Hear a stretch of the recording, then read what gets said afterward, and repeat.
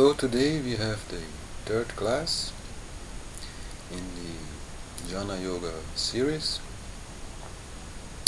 and this class is about the Koshas.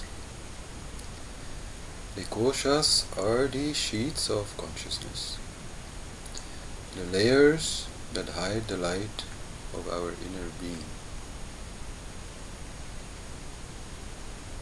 like the different layers in an onion hide the heart of the onion. So in a sense this is a bit of Indian psychology, but it goes way beyond psychology.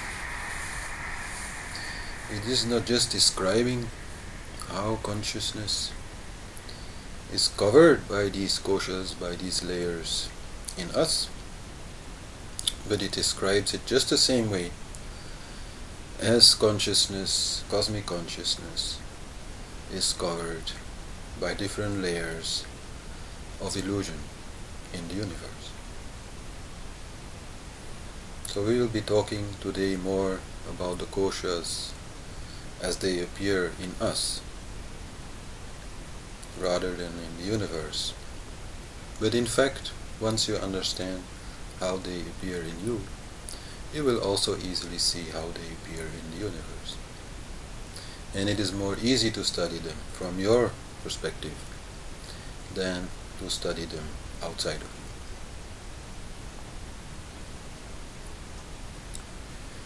you. When we say psychology, we have to understand that this is a very different kind of psychology than the one that we find in the West.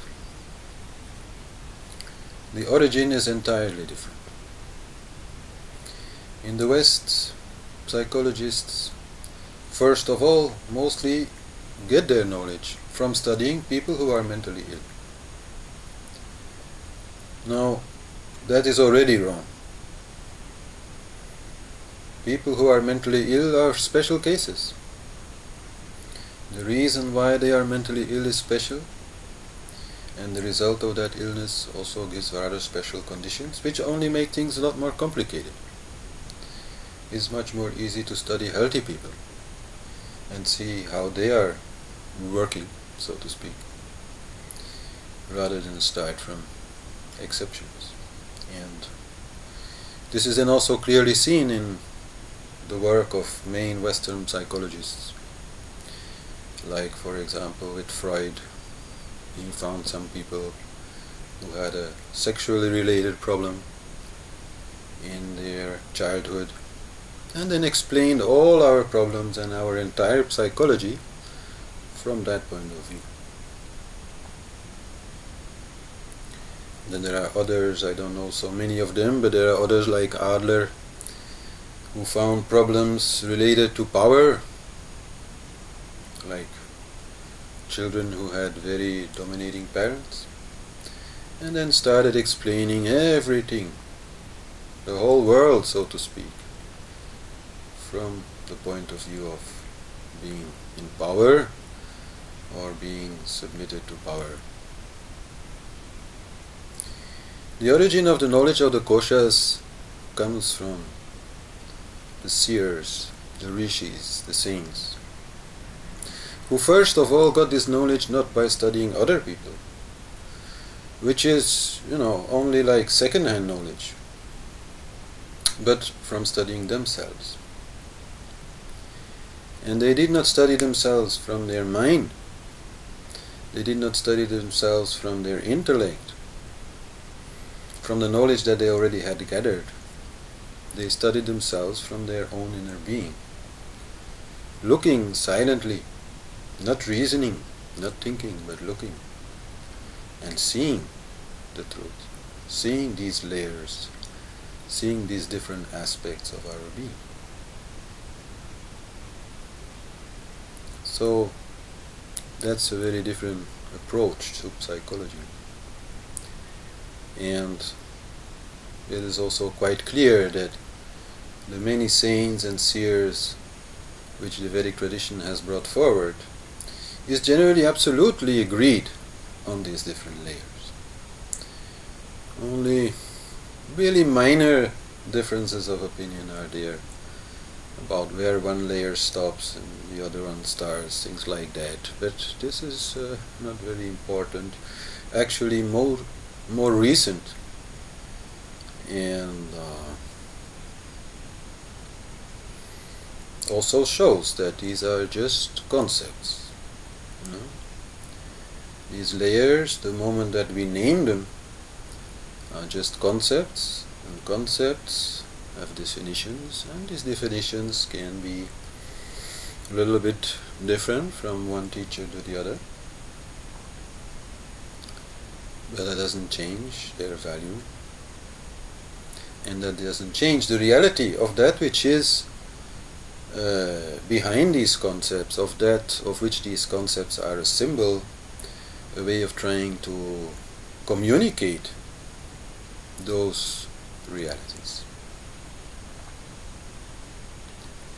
Now, of course, as we established in earlier classes, the only true reality is the pure consciousness, the pure energy, the pure being.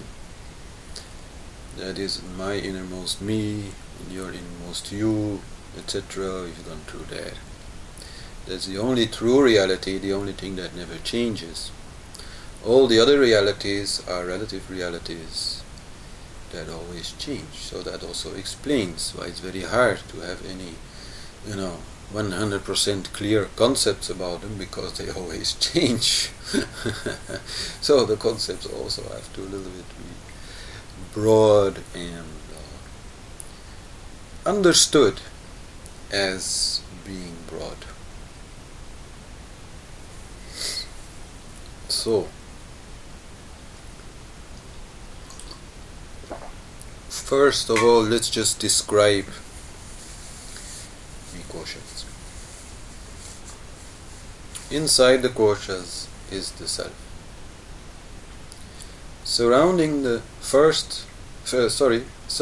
self is the first kosha, called Anandamayi kosha. Ananda is bliss.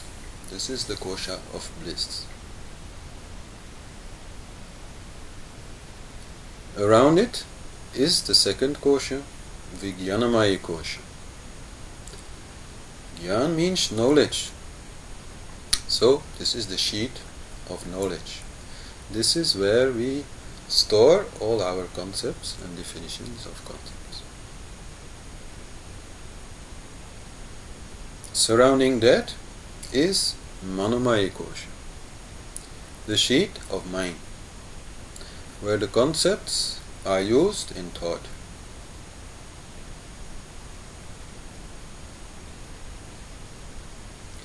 Surrounding the mind is the Pranamaya kosha, the sheet of prana, of energy. This is also where we feel things, in the sense of having emotions. So the interface between mind and Pranamaya kosha is where our emotions lead to thought. And then surrounding that Pranamaya kosha is the last kosh, Annamaya kosha, the layer of food, the layer of our physical body, which is connected to the mind by the Pranamaya kosha. In fact, prana is existing in all these koshas. Everything is prana.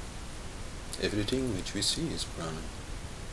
So, Pranamaya kosha has, you could say, channels that bring also energy into the other koshas, which cannot exist without it.